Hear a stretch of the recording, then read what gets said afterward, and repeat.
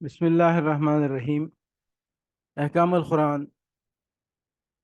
تمدن و معاشرت سے متعلق احکام۔ تفہیم القرآن، جلد دوم، صفحہ 19، سورہ اعراف، آیات 26-27۔ یا بنی آدم قد انزلنا علیکم لباسا یواری سوآتکم وریشا ولباس التقوی ذالک خیر ذالک من آیات اللہ لعلہم یذکرون۔ یا بنی آدم لا یفتننکم الشیطان کما اخرج ابویکم من الجنت ینزع عنہما لباسہما لیریہما سوآتہما انہ یراکم هو وقبیلہ من حیث لا ترونہم انا جعلنا الشیاطین اولیاء للذین لا یؤمنون۔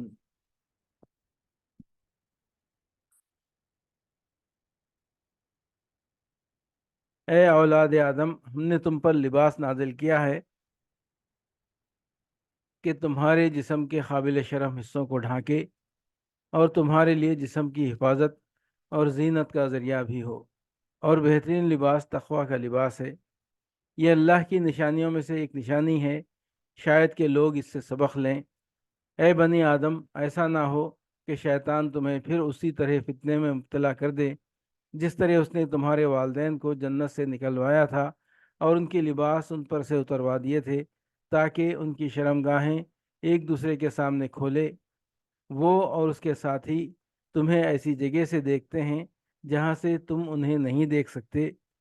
ان شیاطین کو ہم نے ان لوگوں کا سرپرست بنا دیا ہے جو ایمان نہیں لاتے۔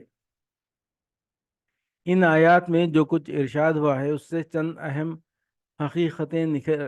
نکھر کر سامنے آ جاتی ہیں۔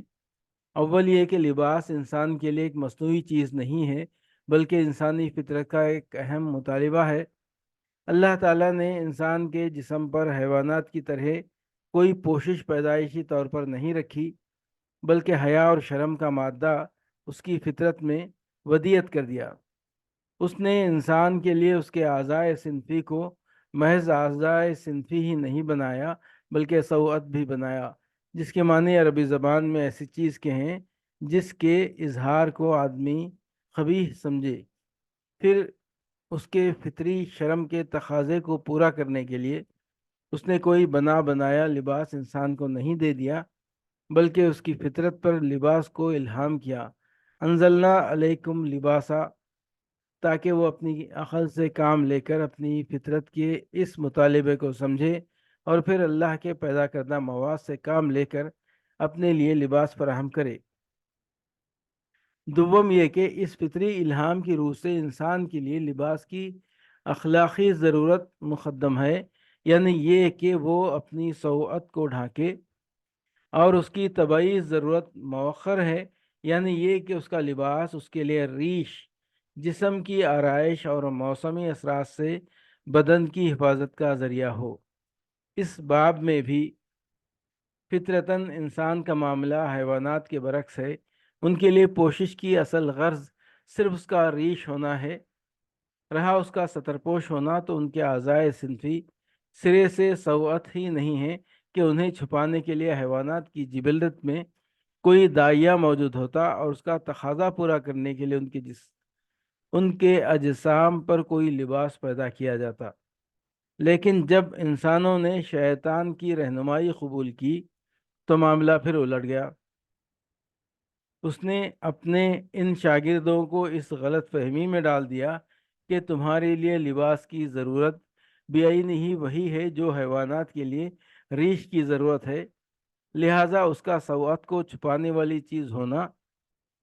تو یہ قطعاً کوئی اہمیت نہیں رکھتا، بلکہ جس طرح حیوانات کے اعضاء سوعت نہیں ہیں اسی طرح تمہارے یہ اعضاء بھی سوعت نہیں ہیں، محض اعضائے صنفی ہی ہیں۔ سوم یہ کہ انسان کے لیے لباس کا صرف ذریعہ ستر پوشی اور وسیلہ زینت و حفاظت ہونا ہی کافی نہیں ہے، بلکہ فی الواقع اس معاملے میں جس بھلائی کی حد تک انسان کو پہنچنا چاہیے وہ یہ ہے کہ اس کا لباس تقوی کا لباس ہو۔ یعنی پوری طرح ساتر بھی ہو، زینت میں بھی حد سے بڑھا ہوا ہو، یا آدمی کی حیثیت سے گرا ہوا نہ ہو، فخر و غرور اور تکبر و ریا کی شان لیے ہوئے بھی نہ ہو، اور پھر ان ذہنی امراض کی نمائندگی بھی نہ کرتا ہو جن کی بنا پر مرد زنانہ پن اختیار کرتے ہیں، عورتیں مردانہ پن کی نمائش کرنے لگتی ہیں، اور ایک قوم دوسری قوم کے مشابہ بننے کی کوشش کر کے خود اپنی ذلت کا زندہ اشتہار بن جاتی ہے۔ لباس کے معاملے میں اس خیر مطلوب کو پہنچنا تو کسی طرح ان لوگوں کے بس میں ہے ہی نہیں جنہوں نے انبیاء علیہ السلام پر ایمان لا کر اپنے آپ کو بالکل خدا کی رہنمائی کے حوالے نہیں کر دیا ہے۔ جب وہ خدا کی رہنمائی تسلیم کرنے سے انکار کر دیتے ہیں تو شیاطین ان کے سرپرست بنا دیے جاتے ہیں، پھر یہ شیاطین ان کو کسی نہ کسی غلط فہمی میں مبتلا کر کے ہی چھوڑتے ہیں۔ چہارم یہ کہ لباس کا معاملہ بھی اللہ کی ان بے شمار نشانیوں میں سے ایک ہے جو دنیا میں چاروں طرف پھیلی ہوئی ہیں اور حقیقت تک پہنچنے میں انسان کی مدد کرتی ہیں،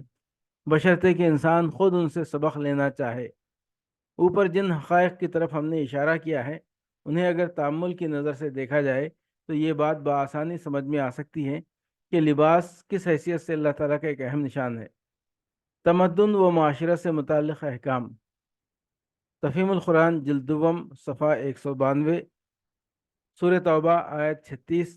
ان عدت الشہور عند اللہ اثنا عشر شہرا فی کتاب اللہ یوم خلق السماوات والارض منها اربعۃ حرم ذالک الدین القیم فلا تظلموا فیہن انفسکم وقاتلوا المشرکین کافۃ کما یقاتلونکم کافۃ واعلموا ان اللہ مع المتقین۔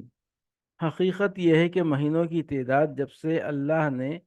آسمان و زمین کو پیدا کیا ہے اللہ کے نوشتے میں 12 ہی ہیں، اور ان میں سے 4 مہینے حرام ہیں، یہی ٹھیک ضابطہ ہے، لہٰذا ان 4 مہینوں میں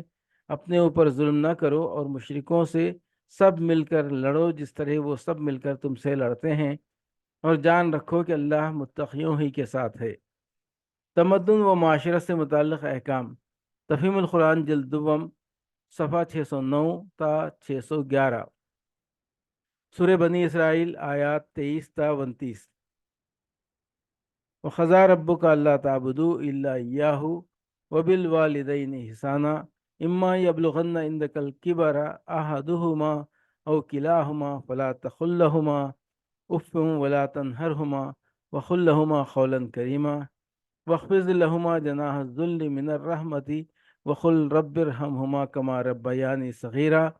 رَبُّكُمْ أَعْلَمُ بِمَا فِي نُفُوسِكُمْ إِن تَكُونُوا صَالِحِينَ فَإِنَّهُ كَانَ لِلْأَوَّابِينَ غَفُورًا وَآتِ ذَا الْقُرْبَىٰ حَقَّهُ وَالْمِسْكِينَ وَابْنَ السَّبِيلِ وَلَا تُبَذِّرْ تَبْذِيرًا إِنَّ الْمُبَذِّرِينَ كَانُوا إِخْوَانَ الشَّيَاطِينِ وَكَانَ الشَّيْطَانُ لِرَبِّهِ كَفُورًا وَإِمَّا تُعْرِضَنَّ عَنْهُمُ ابْتِغَاءَ رَحْمَةٍ مِّن رَّبِّكَ فَلْتَرْجُوهَا فَقُل لَّهُمْ قَوْلًا مَّيْسُورًا وَلَا تَجْعَلْ يَدَكَ مغلولة إلى عنقك ولا تبسطها كل البسط فتقعد ملوما محسورا۔ تیرے رب نے فیصلہ کر دیا ہے کہ تم لوگ کسی کی عبادت نہ کرو مگر صرف اس کی، والدین کے ساتھ نیک سلوک کرو، اگر تمہارے پاس ان میں سے کوئی ایک یا دونوں بوڑھے ہو کر رہے تو انہیں اف تک نہ کہو، نہ انہیں جھڑک کر جواب دو، بلکہ ان سے احترام کے ساتھ بات کرو اور نرمی و رحم کے ساتھ ان کے سامنے جھک کر رہو، اور دعا کیا کرو کہ پروردگار ان پر رحم فرما جس طرح انہوں نے رحمت و شفقت کے ساتھ مجھے بچپن میں پالا تھا۔ تمہارا رب خوب جانتا ہے کہ تمہارے دلوں میں کیا ہے، اگر تم صالح بن کر رہو تو وہ ایسے سب لوگوں کے لیے درگزر کرنے والا ہے جو اپنے قصور پر متنبہ ہو کر بندگی کے رویے کی طرف پلٹ آئیں۔ رشتہ دار کو اس کا حق دو اور مسکین اور مسافر کو اس کا حق، فضول خرچی نہ کرو، فضول خرچ لوگ شیطان کے بھائی ہیں اور شیطان اپنے رب کا ناشکرا ہے۔ اگر ان سے یعنی حاجت مند رشتہ داروں، مسکینوں اور مسافروں سے تمہیں کترانا ہو اس بنا پر کہ ابھی تم اللہ کی اس رحمت کو جس کے تم امیدوار ہو تلاش کر رہے ہو تو انہیں نرم جواب دے دو، نہ تو اپنا ہاتھ گردن سے باندھ رکھو اور نہ بالکل ہی کھلا چھوڑ دو کہ ملامت زدہ اور عاجز بن کر رہ جاؤ۔